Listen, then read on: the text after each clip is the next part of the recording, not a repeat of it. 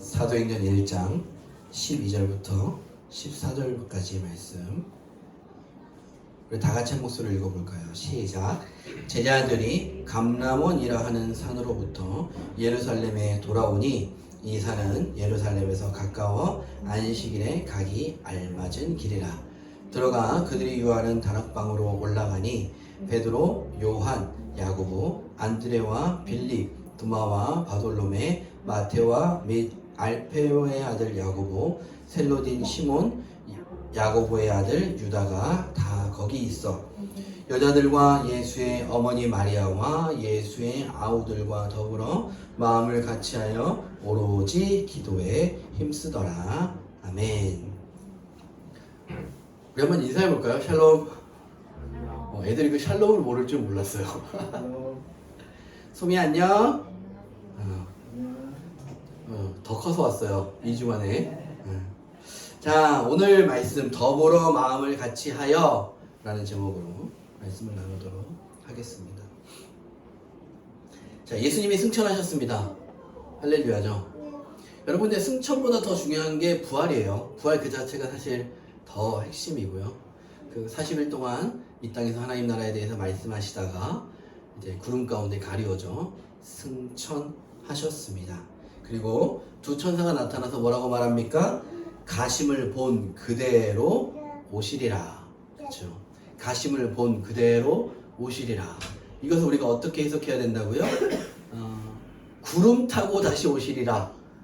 그 어떤 손오공이 근둔을 타는 그런 어떤 개념이 아니라, 구름은 하나님의 영광이고 그 하나님의 영광에 가리워져서 보이지 않는 것처럼 그 하나님의 영광 가운데, 그죠? 그 부활의 영광 가운데 그대로 다시 오실 것을 이야기를 하는 것입니다. 근데 어디서 승천하셨냐? 오늘 말씀을 보니까 감람원이라고 하는 감람산, 그죠? 감람산이라고 부르기도 하고 감람원이라고 부르기도 합니다. 이 감람산에서 승천하셨어요. 12절을 보겠습니다. 제자들이 감람원이라 하는 산으로부터 예루살렘으로 돌아오니 라고 하잖아요. 지금 그곳에서 예수님이 승천하신 것입니다. 이 감람산은 어떤 산이냐? 자, 12절 뒷부분 보면 이 산은 예루살렘에서 가까워 안식일에 가기 알맞은 길이라. 여러분, 안식일에 가기 알맞은 길이라가 무슨 뜻입니까? 그렇게 멀지 않다는 거예요. 왜냐하면 안식일에 일하지 말라 그랬거든요. 그렇죠? 말씀에 보면 출애굽기 때도 그러고 뭐 민수기 때도 그러고 심지어 만나와 메추라기가 하늘에서 내릴 때도 안식일에는 나가지 말라 그랬어요. 그렇죠? 그 전날 2배를 거둬라, 이틀치를 거둬라, 안식일은 나가지 마라, 안식해라, 거룩한 날이다. 그래서 안식일엔 일하지 않는 거예요. 심지어 먹을 거를 구하러도 가지 않는 거예요. 그래서 이 유대 사람들이 자신의 이제 율법으로 계명으로 정했어요. 한 1km 정도까지, 그 이상은 걷지 않는 것이 안식일을 거룩히 지키는 것이다. 이 사람들이랑 세부조항들을 다 만든 거예요. 그래서 감람산 정도까지 갔다 오는 것은 괜찮다. 사실 뭐 그들이 뭐 지금처럼 내비를 켜고 뭐 지도 앱을 켜고 거기 몇 미터인지 뭐 그렇겠습니까? 대략적으로 우리가 안식일에는 그 정도까지는 갔다 올 수 있어. 그곳이 바로 감람산이었던 거예요. 뭐 말로는 이제 한 1km에서 1.2km 정도 된다고 합니다.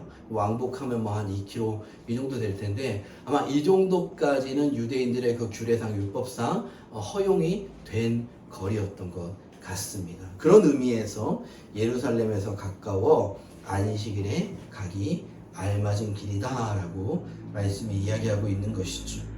그럼 이 감람산이 좀 더 정확하게 우리가 보십시다. 오늘 말씀을 끼워 놓고 누가복음 24장으로 가보십시다. 24장 50절.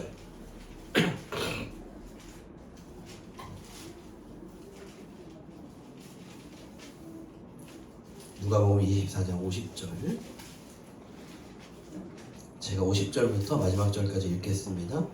예수께서 그들을 데리고 베다니 앞까지 나가사 손을 들어 그들에게 축복하시더니 축복하실 때에 그들을 떠나 하늘로 올려지시니 그들이 그에게 경배하고 큰 기쁨으로 예루살렘에 돌아가 늘 성전에서 하나님을 찬송하니라 라고 합니다.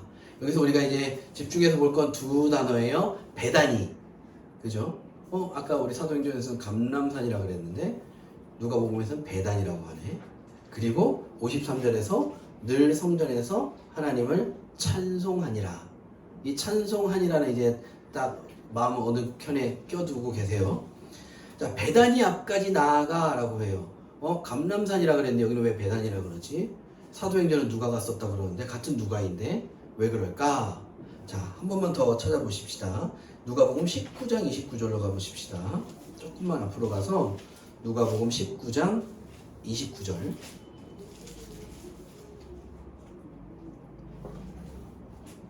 128쪽에 있어요. 제가 읽겠습니다. 감람원이라 불리는 산 쪽에 있는 벳바게와 베다니에 가까이 가셨을 때에 제자 중 둘을 보내시며 라고 하죠. 감람원, 그 감람산에 뭐가 있는 거예요? 한 산기슭에 베다니가 있는 거예요. 그럼 결국 같은 위치라는 겁니다. 무슨 말인지 이해가 되시죠? 무슨 말인지 이해가 되시죠? 감람산이 곧 베다니인 거예요. 그 산 자체가 베다니는 아니지만 감람산 한 기슭에 산의 한쪽 기슭에 있는 동네가 베다니. 그리고 그 베다니에 도착하셨을 때쯤에 이제 예루살렘으로 올라가시는 길이거든요. 이 19장은 그 베다니쯤에서 이제 뭘 명령하십니까? 맞은편으로 가서 이제 그 한 번도 사람이 탄 적 없는 나귀 새끼를 가져와라 라고 명령하시는 그곳이 바로 이곳입니다. 예루살렘이랑 아주 가까운 곳이죠. 자, 오늘 본문으로 이제 다시 돌아오면 예루살렘에서 그렇게 멀지 않은 감람산이라는 곳 혹은 베다니 그곳에서 예수님이 많은 사람들이 모여있는 그곳에서 승천하셨고 또 그들이 그 예수님의 승천을 보고 지금 예루살렘으로 돌아오고 있는 이 장면입니다. 여기서 우리가 한 가지 묵상해보고 싶은 것은 무엇이냐면 안식일에 가기에 적합한 길이다 라고 해요. 여러분, 이거는 이 날이 안식일임을 강조하기 위한 건 아니에요. 안식일임을 강조하기 위한 거면 저 제7일 안식일파들 신났죠. 봐라, 예수님이 결국 안식일에 승천하지 않으셨냐, 그래서 우리는 안식일을 지켜야 된다, 신나죠. 그러면 근데 이거는 안식일을 강조하기 위함이 아니라 그 베단이라는 예수님이 승천하신 곳이 예루살렘과 그렇게 멀지 않은 곳임을 말하기 위한 것이고, 오히려 우리는 이 장면을 통해서 한 가지 묵상하고 싶은 건 뭐냐면, 지금 안식일이라고 한다면 예루살렘 성 안에, 성전이 있는 예루살렘 성 안에 수많은 사람들이 있죠. 그렇죠? 그들은 하나님을 예배하기 위하여 지금 예루살렘 성 안에, 성전에 모여 있어요. 근데 예수님은 지금 어디 계세요? 예루살렘 성밖 베다니 감람산에 계시고 그곳에서 승천하셨고, 그리고 거기에 모여있는 사람들이야말로 예수님의 참 증인이란 말이에요. 우리가 지난주에 살펴봤던 것처럼 예루살렘과 온 유대와 사마리아 땅끝까지 이르러 내 증인이 되라 하는 그 예수님의 말씀을 들은 사람들은 지금 안식일에 예루살렘 성 안에 있는 사람들이 아니라 안식일임에도 불구하고 예수님과 함께 있는 사람들, 어디에요? 성밖 감람산에 있는 사람들, 그들이 예수님이 그 말씀을, 마지막 말씀을, 지상명령을 듣고 이제 예루살렘으로 돌아와 오실 성령을 기다리는 사람들이라는 것입니다. 여러분, 이 장면이, 제가 설명드린 이 장면이 우리에게 시사하는 바가 클 것입니다. 주님이 어디 있는지가 중요한 거예요. 그렇죠? 여러분, 제가 늘상 드리는 말씀, 요한계시록 3장에서도 라오디게아 교회를 향해서 뭐라고 말합니까? 내가 문 밖에 서서 두드리노니 내 음성을 듣고 나오는 자는 나와 함께 먹고 나도 그와 더불어 먹으리라. 이 말씀이 너무 좋은 말씀이지만 이게 지금 어떤 상황이라고요? 라오디게아 교회는 예수의 이름으로 모였는데 예수님은 문 밖에 계신 거예요. 아무리 두드려도 열어주지 않으시는 거예요. 지금 그 장면이라고요. 우리가 늘 주님의 이름으로 모일 때 정말 주님이 원하시는 곳에 우리가 있는지, 어떤 장소뿐만 아니라 그 우리가 갖는 모든 마음도 다 마찬가지예요. 정말 주님이 원하시는 삶을 우리가 살아가면서 주의 이름으로 모여 있는지를 늘상 돌이켜보고 묵상해야 될 줄 믿습니다. 주의 이름으로 하나님을 예배하기 위해 모였다는 그들은 예루살렘 성 안에 있지만 실상 그 아들 예수 그리스도는 부활하시고 영광 가운데 승천하시는 예수 그리스도는 예루살렘이 아닌 감람산에 있었던 것을 우리가 지켜볼 수 있죠. 계속해서 오늘 말씀을 살펴보십시다. 이 예수님의 이제 이 부활과 영광 가운데 승천을 목도한 제자들, 이 제자들이 감람산에서 돌아오고 있는데 여러분 이들의 상태가 지금 어떨까요? 이들의 지금 모습이 어떨까요? 이거 그냥 우리의 상상에 맡겨지는 부분인 거예요. 성경에서 이야기하고 있지만 우리의 상상에 맡겨진 부분. 진짜 부활하신 주님. 그리고 그 부활하신 주님이 내가 보는 앞에서 영광 가운데 하늘로 올리셨어요. 그럼 여러분 어안이 벙벙했을 거예요. 얼이 빠졌을 거예요. 그리고 그 큰 영광으로 인하여 내가 무슨 말을 해야 되는지조차 알지 못했을 수도 있어요. 돌아오는 길에 제자들끼리 거기 모인 사람들끼리 한마디 말도 하지 못하고 돌아왔을 수도 있어요. 그런데도 불구하고 오늘 말씀의 제목인 더불어 마음을 같이하여 오로지 기도에 힘쓰더라 라고 하잖아요. 우리가 특별히 무슨 말을 하지 않아도, 특별히 그것에 대해서 누군가가 막 강조해서 말하지 않아도 그 부활하시고 승천하신 주님의 그 영광을 바라보며 다시 오실 성령, 오실 그 성령을 기다리는 그 마음에 아무도 말하지 않아도 모든 것이 하나 되고 주님을 향하는 그 마음으로 기도하는 어떤 그 상태를 우리가 한번 머릿속에, 마음속에 떠올려 볼 수 있을 것 같습니다. 굳이 말하지 않아도 하나됨을 느끼면서 약속하신 성령을 기다리는 그들의 모습인 것이죠. 그리고 그들이 어디로 갑니까? 13절을 보면 들어가 그들이 유하는 다락방으로 올라가니 라고 합니다. 들어가 그들이 유하는 다락방으로 올라가니. 여러분 사실 우리의 개념 속에는요 다락방 하면 되게 좁은 곳이에요. 그렇죠? 다락방 하면 예전에 단독주택 3층 집이 있다고 하면 그 세모 지붕 밑에 있는 조그만 방 정도가 이제 다락방일 텐데 이 신약 특별히 우리가 예수님과 제자들이 모이는 이 다락방은 꽤나 널찍한 다락방이었던 것 같습니다. 아마 이 다락방은 정확하게 우리가 거기다라고 딱 꼭 집어 이야기하기는 애매하지만 마가 요한의 어머니의 집이라고 불리는 그 다락방이었을 거예요. 그리고 거기에 120여 명이 충분히 모일 수 있을 만한 다락이었을 거예요. 그렇게 큰 다락방이 이 예루살렘에 몇 개나 있었겠습니까? 그들이 유하는 다락방이라고 하면 예수님이 최후의 만찬을 진행하셨던 바로 그곳이었을 것이고, 그리고 나중에 사도행전 12장으로 가보면 베드로가 옥에 갇혔거든요. 근데 사람들이 모여서 기도했다 그래요. 어디에요? 그 마가 요한의 어머니의 집에 모여서 기도했다 그래요. 바로 이 다락방이었을 것이고, 그리고 또 성령이 임한 그곳, 오순절날 성령이 임한 그 다락방, 바로 그곳이 이곳이었을 것입니다. 아마 그 마가 요한이라고 하는 이 마가 요한은 누굽니까? 마가복음을 쓴 사람이에요. 이 마가 요한의 어머니, 그가 예수님을 위해 그리고 그 공동체를 위해 내어준 그 다락방이 바로 이곳이었을 것입니다. 성경이 정확하게 그곳이다라고 이야기를 하고 있지는 않지만 정황상 같은 장소였을 것입니다. 그리고 오늘 13절에서도 그렇게 말하잖아요. 들어가 그들이 유하는 다락방. 이곳에서 계속해서 지냈다라는 거예요. 그죠? 그들이 유하는 다락방. 여기서 우리가 또 한 가지 생각해 볼 수 있는 건 이것입니다, 여러분. 우리의 소유가요, 나의 소유로 끝이 나면 의미가 없어요. 내 소유가 내 소유로 끝이 나면 이것은 오히려 하나님께 영광이 아닌 나의 욕심이 되고 마는 거예요. 우리의 소유는요, 하나님 나라를 위해 쓰임 받을 때에 비로소 하나님께 영광이 되는 줄 믿으시기 바랍니다. 그의 어머니가, 요한의 어머니가 이렇게 주님을 위해서 그 공동체를 위해서 헌신했더니 나중에 마가복음을 쓸 수 있는 그런 자리에 갔더라. 그것도 좋아요. 그것도 좋아요.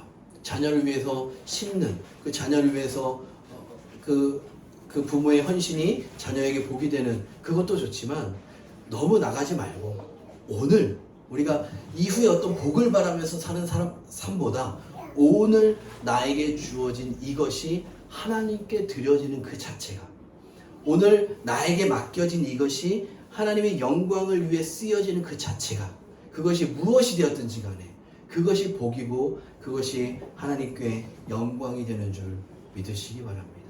그래서 나에게 주신 것을요 내 거라고 여기시면 안 돼요. 자녀도 다 마찬가지고요. 소유도 다 마찬가지입니다. 그렇다고 해서 다 바치라는 것도 아니에요. 여러분 오해하지 마세요. 교회 다 갖다 바치세요. 그런 얘기 절대 하는 거 아니에요.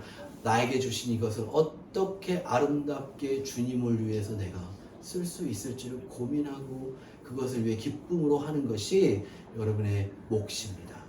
제자반때 이런 이야기를 했어요. 헌금, 헌신, 헌자 들어가는 이 모든 것에 있어서 동기는 무엇이다? 기쁨이다. 어떤 두려움도 아니에요. 다른 무엇도 아니에요. 오직 기쁨으로 헌신하는 것이고 오직 기쁨으로 헌금하는 것인 줄 믿으시기 바랍니다.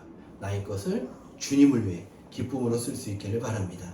계속해서 이제 말씀을 보시면 13절에 보면 또 어쩌면 생뚱맞게 11명의 제자들의 이름이 나옵니다. 한번 볼까요?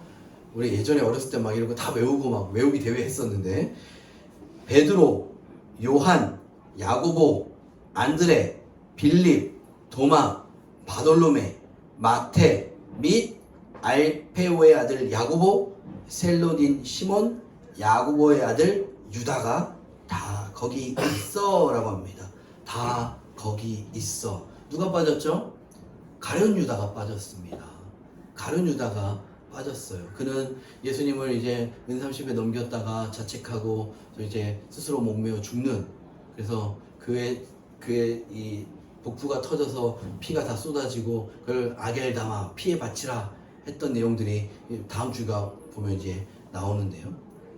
자, 이 이름들이 분명한 11명의 이름들이 있고 있어야 할 사람들이 다 거기 있다는 것이고 또 삭제된 가룟 유다의 이름도 분명합니다. 교회는요 우리가 모두 함께 할 때 우리 서로를 위해서 늘 기도해야 돼요. 12제자가 하나가 되듯이 우리는요 마찬가지로 우리가 12제자인 것처럼 물론 12명을 맞춰야 된다는 이야기는 아니에요. 하나님의 그 예수 그리스도의 제자인 것처럼 우리가 서로를 위해 늘 기도해야 되고요. 특별히 연약한 자들을 위해 더 많이 기도해야 됩니다. 더 많이 기도해야 돼요. 그런데 우리가 그렇게 열심히 한들 사실 사람의 힘으로 되지 않잖아요. 모두가 다 끝까지 가면 좋겠지만 왔다가 없어지는 사람도 있고 뭐 다른 교회를 가면 괜찮아요. 은혜죠. 근데 온전히 하나님을 떠나버린 사람들도 있고 그런 사람들을 보면 마음이 아프기도 하고 눈물이 나기도 하고 우리가 그때 더 많이 기도할 걸 조금 더 후회되기도 하고 그렇죠. 이거 맞아요 여러분. 우리가 서로를 위해 늘 기도해야 돼. 늘상 기도해야 됩니다. 믿음 연약한 자들을 위해 더 많이 기도해야 되는 거 맞아요. 그런데 영적의 세계는요 정말 냉정합니다. 이 영적의 세계는 하나님은요 그 사랑은요 차고 넘치지만 결국 하나님을 떠나겠다고 결정한 사람들에게는요 하나님은요 뒤도 돌아보지 않으세요. 표현상 그렇습니다. 표현상 나는 이제 하나님 믿지 않을 거야, 나는 이제 하나님 거부할 거야 하는 사람들에게 그들에겐 자리가 없어요. 베드로의 말을 한번 보실래요? 16절 한번 보시면 16절 형제들아 성령이 다윗의 입을 통하여 예수 잡는 자들의 길잡이가 된 유다를 가리켜 미리 말씀하신 성경이 응하였으니 마땅하도다. 지금 유다를 뭐라고 설명하고 있냐면요 예수 잡는 자들의 길잡이가 된 좀 더 이게 나쁜 표현으로 하면 뭐죠? 앞잡이. 우리가 좀 이게 예전에 그 일본 이쪽에 좀 했던 사람들은 일본 앞잡이 뭐 이런 표현을 쓰잖아요. 그 앞잡이 노릇을 한 유다는 그렇게 된 게 뭐하다고? 마땅하도다라고 합니다. 마땅하도다. 그리고 17절을 보시면 이 사람은 본래 우리 수 가운데 참여하여 이 직무의 한 부분을 맡았던 자라. 원래 우리 숫자에 참여해서 이 직무의 한 부분, 이 직무는 영광의 직무이고 귀한 직무예요. 예수 그리스도의 제자로 사도로서 이것은 너무나 귀한 직무이거든요. 그 직무를 담당했던 자이지만 그의 행위에 마땅하게 죽었기 때문에 이 직무는 이제 누구에게 다른 사람에게 돌아간다는 거예요. 가룟 유다를 향한 어떤 연민도 있지 않아요. 베드로는 개인적으로는 그런 마음이 있었을지는 몰라도 베드로가 말하는 것은 영적인 이야기예요. 하나님 나라에서의 이야기인 거예요. 우리는 이 냉정함에 대해서도 때로는 마음에 품을 필요가 있어요. 그러면 우리가 떠난 사람을 냉정하게 우리 마음에서 끊을 것이냐? 아니요. 이런 영적인 냉정함이 있기 때문에 우리는 함께 할 때 더 많이 서로를 위해 기도해야 된다는 거예요. 무슨 말인지 이해가 되시죠? 우리도 냉정하게 잘라버리자. 에이, 떠난 사람 몰라. 그게 아니라 이 영적인 세계가 그렇게 냉정하다면 예수님을 판 가룟 유다에게, 그리고 그가 목을 메어 죽음으로 말미암아 그 직무에서 배제되고 그가 그 죽임 당함이 마땅하다면 함께 있을 이때 우리는 서로를 위해 더 많이 기도해야 되는 거예요. 연약한 자들을 위해. 또 때로는 믿음이 참 좋았던 사람인데 어떤 이유에서인지 방황하는 사람들을 위해, 목사를 위해서도 마찬가지고 서로 위해 기도할 수 있는 우리 그나라 교회 될 수 있기를 주님의 이름으로 축복드립니다. 여러분, 끝까지 견디는 자가 승리자예요. 제가 이제 2월 18일 주일 저녁에 이렇게 탄자니아를 좀 다녀오려고 계획하고 있는데 몇몇 분들에게도 이야기했지만, 정글에서 강자가 누구라고요? 사자가 정글의 왕이 아니에요. 끝까지 살아남는 게 정글에서 강한 자래요. 마찬가지예요, 여러분. 우리는 함께 정글에서 살아가는 사람들이에요. 물론 성령 하나님 도우심과 전능하신 하나님의 다스리심이 있지만 우리는 끝까지 살아남지. 야, 쟤는 비실비실 하는데 끝까지 가네. 이 사람이 승리자라고요. 최후 승리 얻기까지 끝까지 우리 함께 갈 수 있는 우리 그나라 교회 성도님들 될 수 있기를 주님의 이름으로 축복드립니다. 이제 마지막으로 한 가지만 더 살펴보십시다. 14절이에요. 여자들과. 자, 이제 11명의 제자들의 이름이 다시 소개됐죠. 그리고 14절을 보면 여자들과 예수의 어머니 마리아와 예수의 아우들과 더불어 마음을 같이하여 오로지 기도에 힘써라. 자, 예수의 부활이, 예수의 승천이 우리에게 어떤 모습을 가져다 주는가? 여자들과. 우리 몇몇 여인들의 이름을 알죠. 유명한 여인들, 뭐 막달라 마리아도 있고 몇몇 유명한 여인들이 있지만 그들 외에 또 수많은 여인들이 있었을 거예요. 예수님과 제자들, 그 제자들을 위시로 한 12제자뿐만 아니라 함께하는 그들을 그 다락방에서 그들이 지내려고 한다면 그들을 먹이기 위해서 또 수많은 여인들이, 그 마가 요한이라는 그의 어머니들 위시로 해서 여러 여인들이 음식을 했을 것이고 또 그를 봉양했을 것이고 참 많은 여인들이 있었을 거예요. 근데 참 웃기는 건 이 여인들 그리고 어린이들은 숫자에 들어가지 않아요. 숫자에 들어가지 않는데 오늘 이곳에 120여 명이 모여 있었다 그랬거든요. 그 숫자에 이 여인들이 지금 들어가는 거예요. 그 11 사도들 뿐만 아니라 제자들 뿐만 아니라 여인들도 그 숫자 안에 지금 들어가고 있는 거예요. 그리고 누구도요? 예수님의 어머니 마리아도요. 그리고 또 누구도 들어가는 줄 아십니까? 예수의 그 아우들도 이 숫자 안에 들어가요. 예수의 아우들은 어떤 사람이었냐면요, 찾아보지는 않을게요. 마가복음 3장에 보면 그 친족들이 예수님 미쳤다 했어요. 미쳤다 했어요. 친족이라는 표현 안에 그 형제들이 포함되지 않는다는 건 아니죠. 포함될 수도 있는 거예요. 죄송해요. 저희 형이 미쳤어요. 죄송해요. 잡으러 다녔다는 하는 거 아닙니까? 그리고 요한복음 7장에 보면 초막절에 약간 비아냥거리는 거예요. 초막절이 됐어요. 그래서 이제 그 예수님의 가족들이 다 예루살렘으로 초막절을 지키러 올라가는데 그 아우들이 뭐라고 말하냐면, 형도 올라가야지. 형 하나님의 아들이라면서. 하나님의 아들인데 드러나기를 바라는 사람이 이렇게 숨어 있으면 어떡해. 이럴 때 딱 올라가서 멋지게 드러내야지.